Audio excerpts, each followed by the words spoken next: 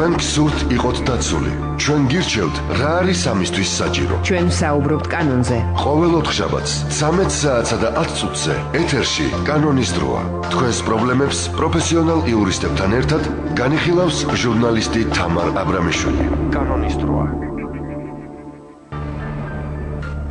ეს ოთხშაბათია და პირდაპირ ეთერში ბრუნდება გადაცემა კანონი. მე მისი წამყვანი თამარ აბრამიშვილი ვარ. ნასამართლეობის მოხსნასთან დაკავშირებით პროცედურა მარტივდება. კერძოდ, ნასამართლეობის მოხსნაზე სასამართლოს განუარის მიღების შემთხვევაში პირს შუამდგომლობის ხელახლა დაყენება 3 თვის შემდეგ შეეძლება ნაცვლად 6 თვისა. ნასამართლეობის მოხსნაზე შუამდგომლობის ხელახლა დაყენების ვადა 6-დან 3 თვემდე შემცირებას ითვალისწინებს სისხლის სამართლის საპროცესო კოდექსში ცვლილებები. როგორ უნდა მოიხსნას ნასამართლეობა, ამ თემაზე დღეს ახალგაზრდა იურისტთა ასოციაციის იურისტ გიგა მოსიაშვილთან ერთად სვენებს შეუძლიათ დარეკოს ტელეფონის ნომრებზე 292 11 88 292 11 99 დასვა შეკითხვა ან გამოთქვას მოსაზრება, ასევე მოგწეროს გადაცემის Facebook გვერდზე რადიო იმედი კანონი. ასევე ჩვენ გადაცემის მსვლელობის ეს ჩაგვერთვება ადამიანის უფლებათა დაცვის კომიტეტის თავმჯდომარის მოადგილე გედევან ფოფხაძე, რომელიც ისაუბრებს რა ეტაპზეა სისხლის სამართლის საპროცესო კოდექსში ცვლილებები, განიხილა თუ არა პარლამენტმა და როდის მოხდება მისი სესიაზე დაყენება. რა ვიცით კანონის შესახებ? როგორ დავიცვათ საკუთარი უფლებები და თავისუფლება? ბრუნდებით პირდაპირ ეთერში. დიდი მადლობა ბატონ გაგი, რომ მონაწილეობთ გადაცემაში. პირველ რიგში რომ დავიწყოთ საუბარი, რა სახის ცვლილებები შედის კანონში, რა მარტივდება, რა მიმართულებით? რაც შეეხება თქვენს მიერ დასმულ კითხვას, გიპასუხებთ, რომ ნამდვილად საკანონმდებლო ორგანო შეძლებს ამ თემასთან დაკავშირებით, უпростоრად ამ თემაზე უკვე არის კანონ პროექტი მომზადებული და როგორც თქვენ აღნიშნეთ, ძირითადი საკანონმდებლო პროექტის ძირითადი მიზანი არის ვადის შემცირება, ანუ 6 თვიანი ვადის 3 თვემდე დაყვანა.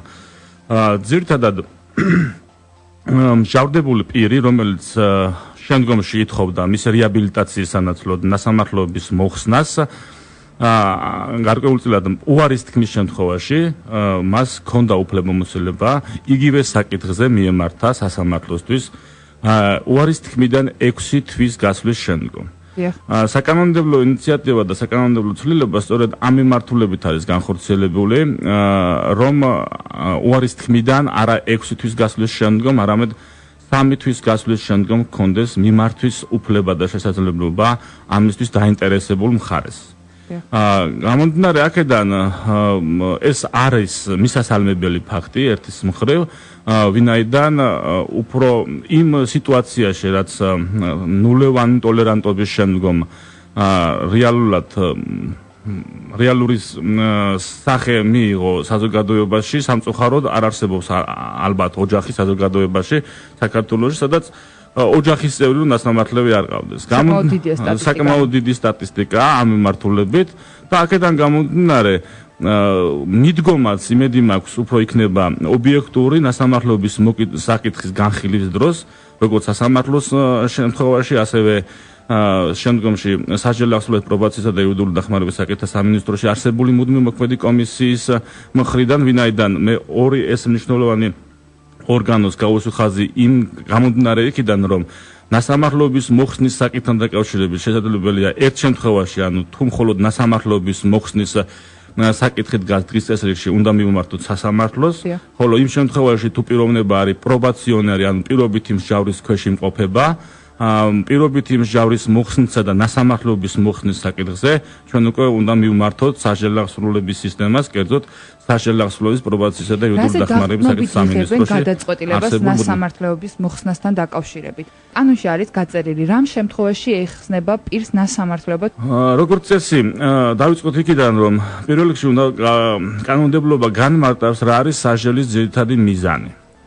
კანონმდებლობის ენით სასჯელის ძირითადი მიზანი არის დამნაშავის რესოციალიზაცია და ამის მიღწევის შემდგომ საკითხი დგება შემდგომ მიმართულებით, რომ მოხდეს რესოცირებული პირის საზოგადოებასთან ურთიერთობა და საზოგადოებაში პირმა დაიმკვიდროს საკუთარი ადგილი.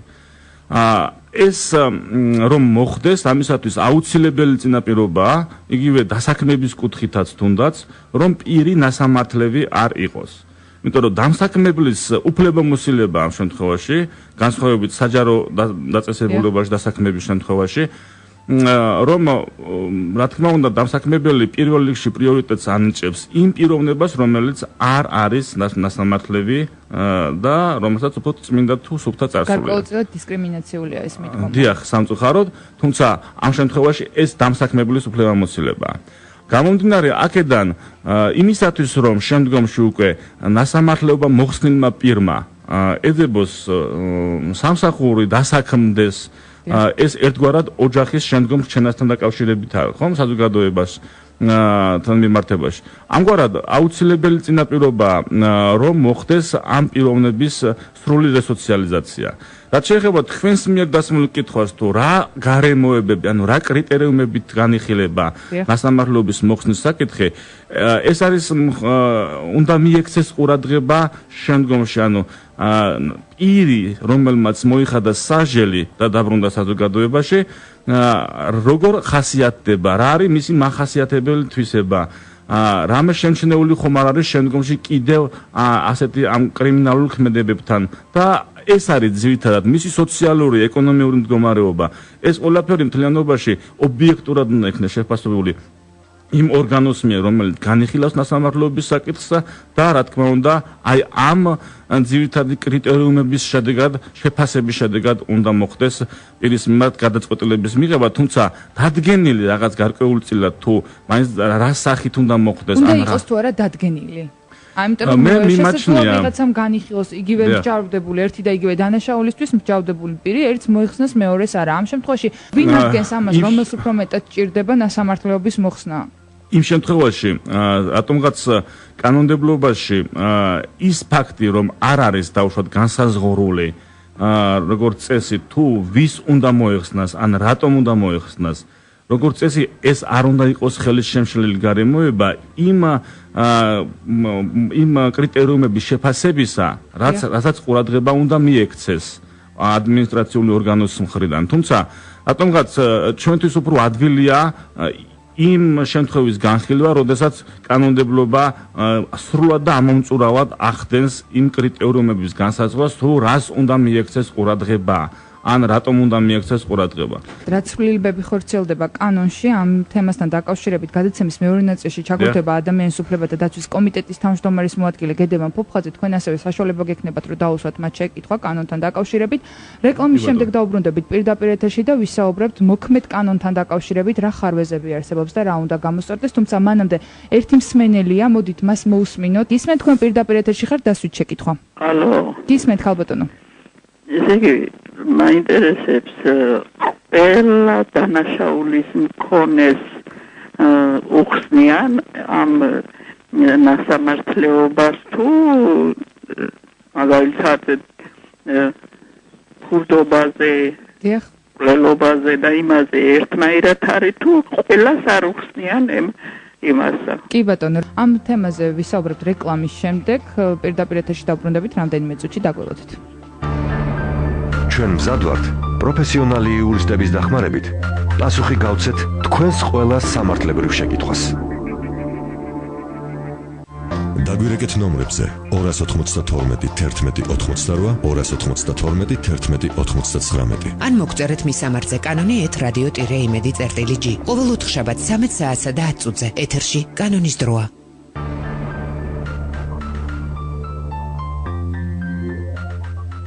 ბრუნდებით პირდაპირ ეთერში ჩვენი დღევანდელი გადაცემის თემა ნასამართლეობის მოხსნა ცვლილებების სისხლის სამართლის საპროცესო კოდექსში. ჩვენი სტუდიის სტუმარია ახალგაზრდა იურისტთა ასოციაციის იურისტი გაგი მოსიაშვილი და რამდენიმე წუთში ჩავთავთ ადამიანის უფლებათა დაცვის კომიტეტის თავმჯდომარის მოადგილეს გედევან ფოფხაძეს და ვისაუბრებთ თუ კონკრეტულად რა სახის ცვლილებები შედის სისხლის სამართლის საპროცესო კოდექსში. თუმცა მანამდე ბატონ გაგი აუცილებლად უნდა გკითხოთ იმ შემთხვევაში თუ პირი მიმართავს უწყებას ნასამართლეობის მოხსნასთან დაკავშირებით მას ეხსნება ნასამართლეობა დაკმაყოფილების შემთხვევაში, თუმცა ცნობას რომელსაც აიღებ უწერია მითითებულია რომ მას ის იყო ნასამართლები და მოიხსნა ეს ნასამართლეობა. არის თუ არა ეს დისკრიმინაციული და თქვენ საუბრობთ რომ დამსაქმებელი ხშირ შემთხვევაში ერიდება აიყვანოს თანამშრომლად ისეთი ადამიანი რომელსაც აქვს ნასამართლეობა. მაშინ რისთვის სჭირდება პირს მოხსნა თუ მაინც ცნობილი გახდება დამსაქმებლისთვის ამ შემთხვევაში რომ ის იყო ნასამართლები თუმცა მოიხსნა. ძალიან კარგი კითხვა, ეს კითხვა მართლა პრობლემურია, უბრალოდ ის არის პრობლემური, რაც ხდება და იმედი მაქვს მომავალში ამგვარად არ იქნება გაცემა, ცნობები გაცემული. ყოფილა შემთხვევები და სწორად აღნიშნეთ თქვენ ის, რომ როდესაც იღებს პიროვნება ნასამართლეობის შესახებ ცნობას, თუ პირი არის ნასამართლები, ეს იწერება ცნობაში, თუმცა აქვე უთითებს შესაბამისი ორგანო, რომ ნასამართლეობა მოხსნილია ან გაქარწყლებულია. როგორც წესი, ნასამართლეობის გაქარწყლება, ნასამართლეობის მოხსნა ნიშნავს იმას, უნდა ნიშნავდეს იმას საკანონმდებლო ენით, რომ პიროვნება არ არის ნასამართლები. კი. გამომდინარე აქედან კონკრეტიზაცია ამ კონკრეტული პირის მიმართ, რა იყო ადრე და შემდგომში მოხსნილია თუ არ არის მოხსნილი, მე მიმაჩნია, რომ არის არასწორი და ეს გარკვეულწილად დისკრეციულ დისკრიმინაციას ახორციელებს კონკრეტული პირის მიმართ, ვინაიდან თუ კანონმდებლობა ერთის მხრივ ამბობს, რომ პირი, რომელიც არის ნასამართლეობა მოხსნილი ან ნასამართლეობა გაქარწყლებული და ამაზე კანონმდებლობა გარკვეულწილად და რეგულაციას ახორციელებს, არ შეიძლება რომ ამგვარი ცნობის გაცემა შესაბამისი ადმინისტრაციულ ორგანოდან. დიდი მადლობა ამ შეკითხვაზე პასუხი რომ გამიცდა. ადამიანის უფლებათა დაცვის კომიტეტის თავმჯდომარის მოადგილე გედევან ფოფხაძეა პირდაპირ სატელეფონო ხაზზე. მოგესალმებით ბატონო გედევან, დიდი მადლობა რომ მონაწილეობთ გადაცემაში. მოგესალმებით, მადლობა თქვენ. ბატონ გედევან, ჩვენ საუბრობთ სისხლის სამართლის საპროცესო კოდექსში ცვლილებებთან დაკავშირებით. ჩვენი სტუდიის სტუმარი ახალგაზრდა იურისტთა ასოციაციის იურისტი გაგი მოსიაშვილი და ჩვენ საუბრობთ კონკრეტულად როგორ უნდა მოიხსნას ნასამართლეობა. ამ შემთხვევაში წამოჭრა ერთი სერიოზული პრობლემა. სავარაუდოდ ნასამართლეობის მოხსნის შემთხვევაში პირს დოკუმენტში, რომელსაც აიღებს, მას უწერია, რომ ის იყო ნასამართლები, თუმცა მოიხსნა ნასამართლეობა. ამ შემთხვევაში ეს ხო არ არღვევს ყოფილი მსჯავრდებულის უფლებებს. ბატონი გაგი საუბრობდა, რომ ეს არის დისკრიმინაციული მიდგომა, რომელიც უნდა შეიცვალოს. იგეგმება თუ არა ამ მიმართულებით გარკვეული ცვლილებები სისხლის სამართლის. ვეთანხმები მის მოსაზრებას, ცვლილება როგორც ასეთი ჯერჯერობით არ იგეგმება, მაგრამ ეს ვიქცე უნდა უკვე დადგა ეს წესრიგში. დიახ. რომ პრაქტიკაში ამან ძალიან არაჯანსაღი ხასიათი მიიღო, ადამიანებს უნდა დაიწყონ მუშაობა დაცვის სამსახურში, სამართალდამცავ ორგანოებში და ცნობა რომ იბეჭდება იურიდიულად ნასამართლეობის მატარებლები აღარ არიან სასამართლო მათ შეუწყვეტა ნასამართლეობა და შესაბამისად იმ დოკუმენტში ასახვა ტექნიკურად წარმოადგენს აბსოლუტურად არასწორ და არალოგიკურ ჩანაწერს მის ნასამართლობის საბუთში, იმიტომ რომ საბუთი უნდა ეხებოდეს იმას არის თუ არა პირი ნასამართლები. რეალურად, როდესაც ხდება ამ საბუთის გამოთხოვნა და სადმე რომელიმე ორგანოში გვაინტერესებს ამ საბუთის წარმოდგენა, იმ ორგანოს უნდა აინტერესებს მარტო ის არის თუ არა პირი ნასამართლები. იყო ეს პირი ნასამართლები, არ იყო სამართლებრივი შედეგის თვალსაზრისით ამას იმ ორგანიზაციისთვის აღარ მნიშვნელობა არ აქვს. ახლა თუ უბრალოდ პიროვნებაზე უნდა რაღაცა პირადი ინფორმაციის მიღება იმის თაობაზე ზოგადად წარსულში რა შეხება ქონდა. თუმცა ეს ინფორმაციაც გარკვეულწილად უნდა იყოს დაცული სავარაუდოდ. ეს პერსონალური ინფორმაცია. თეორიულად შეიძლება რაღაც სახელმწიფო ორგანოებს ამის ინტერესი ქონდეთ, ახლა ბანკში დაცვის თანამშრომლად არ იყო ადამიანი, რომელიც როდესაც იყო ყაჩაღობაზე ნასამართლები, მაგრამ იურიდიული შედეგის თვალსაზრისით ამის მოთხოვნის უფლება ესეთ არ აქვს. საფუძველი არ არის ესეთი მოთხოვნის. ამიტომ ეს ჩანაწერი არ უნდა იყოს. მე ვეთანხმები ამ პოზიციას ახალგაზრდა იურისტთა ასოციაციის და აუცილებლად ეს ხარვაზე უნდა გამოსწორდეს. გარკვეული ცვლილებები იქნება და მომზადება ამ ალბათ დიახ, აუცილებელი იქნება ხო თქო. სამწუხაროდ ისე ხდება, რომ ჩვენ რაღაც ერთიანი პაკეტი ცვლილებების საპროცესოში, რომელიც ყველა ხარვას გამოასწორებდა, არ შეგვიძლია რომ შეთავაზოთ საზოგადოებას, პრაქტიკაში ბევრი რამე კიდე ფიქსირდება, რომ ხარვაზე არის და ასე ვთქვათ, არალურ რეჟიმში გვხდება მაგის გამოსწორება და ერთ-ერთი ხარვაზე ესეც არ არის, რომ პრაქტიკაში ძალიან ცუდად აისახება და ლოგიკაც არ არის მაგაში, რატომ უნდა ეწეროს პირს, რომელსაც ნასამართლეობა მოუხსნეს ამ ნასამართლობის შესახებ ნასამართლობის ცნობაში. ბატონ გედევან, ასევე ერთ-ერთი მთავარი თემას კანონი არ არსებობს, რომელიც დავუშვათ ავალდებულებს რა შემთხვევაში უნდა მოიხსნას პირს ნასამართლეობა. ამ შემთხვევაში თუ იგეგმება გარკვეული ცვლილებები, რომ იყოს კონკრეტულად გაწერილი, რა შემთხვევაში იხსნება ნასამართლეობა და ეს არ იყოს თუნდაც კომისიების, მუდმივმოქმედი კომისიის შეხედულების სამეფო და არეგულირებდეს ამას კანონი. რაღაცა სუბიექტური შეფასების ნაწილი ალბათ მაგ საკითხთან მიმართებაში მაინც დარჩება ხო. თუ ჩვენ ჩავწერდით ასეთ რაღაც ნასამართლეობა იხსნება რაღაცა ვადის გასვლასთან დაკავშირებით, ეს ვთქვათ ერთი მიდგომა იქნება, მაგრამ ზოგადად, მაგრამ არის ადამიანზე რაღაცა გარემოების გათვალისწინებით ადამიანს უნდა ნასამართლეობა მოიხსნას, აქვს ამის რაღაც საფუძველი და მიმართავს სასამართლოს. სასამართლო არის შეფასებით ამ შემთხვევაში და რაღაცა ისეთ გაწერილ ფორმულას რომ ნასამართლეობა აუცილებლად უნდა მოეხსნას, შეიძლება ჩვენ ვერ თავაზობდეთ, მაგრამ მაგის შეიძლება ველობის საგანი იყოს თუ შემოვა გავსი იდეები იგივე არასამთავრობების მხრიდან, მათ შორის ახალგაზრდების ასოციაციიდან შეიძლება მაგაზე მსჯელობა. მე მაგალითად ასეთ უნივერსალური ფორმულა არ ვიცი და თუ ვინმე მოგვაწვდის, კარგი იქნება. თქმა უნდა, როცა ასეთი დადგენილი პროცედურა არსებობს, რომელიც არ ტოვებს ინტერპრეტაციის საშუალებას, რა თქმა უნდა, ყოველთვის უკეთესია. ბატონ გედევან, ასევე ვკითხავთ, რა ეტაპზე ამ დროისთვის განხილვებ, როდისთვის იგეგმება? ბევრი სხვადასხვა ცვლილება ხდება სასამართლოს პროცესში, მათ შორის ნასამართლობასთან დაკავშირებით ცალკე ცვლილებაა შეტანილი ჩიქოვანის მიერ ვადებთან დაკავშირებით. ესეც ალბათ ძალიან მალე დასრულდება. საუბარია იმაზე, რომ 6 თვიანი ვადა ხელახლა ნასამართლობის სამთვემდე დავიდეს, ესეც შემიძლია სწორი და ძალიან სამართლიანი ცვლილება, იმიტომ რომ რეალურად 6 თვეზე მეტი გამოდის იმის გათვალისწინებით, რა პროცედურებია მაგ გასათვალისწინებელი და სასამართლოს რა ვადებია განხილვის შესაბამისად ეს ცვლილებაც იქნება გატანილი და არის მთელი რიგი ცვლილებები სხვა საპროცესო განმავლობაში, რომელიც ალბათ ახლა სასაცილო კვირაზე შეიძლება გვიდასრულდეს. დიდი მადლობა, რომ მონაწილეობდით გადაცემაში. მსმენელს შევახსენებ, რომ ადამიანის უფლებათა დაცვის კომიტეტის თავმჯდომარის მოადგილე გედევან ფუფხაძე იყო პირდაპირ სატელეფონო ხაზზე. ბატონ გაგი, გარკვეული რეკომენდაციები თუ იქნება არასამთავრობო სექტორის მხრიდან, იქნება ეს გათვალისწინებული, ესეთი პოზიცია იყო. ხო არ გეგმავთ გარკვეული რეკომენდაციების შემუშავებას, რომელსაც მიაწვდით? გისმენთ? ჩვენ აუცილებლად იგივე იმ საკითხთან დაკავშირებით, რომ უფრო რეგულაცია მოხდეს, იგივე ნასამართლობის მოხსნის საკითხის განხილვა უფრო იყოს არა ინდივიდუალურია ყოველთვის მიდგომა და განხილვა, მაგრამ გარკვეულწილად საკანონმდებლო ჩარჩოში რომ მოექცა, შესაძლებელია ამ კუთხით და ამ მიმართულებით მსჯელობა და შეთავაზება შესაბამისად საკანონმდებლო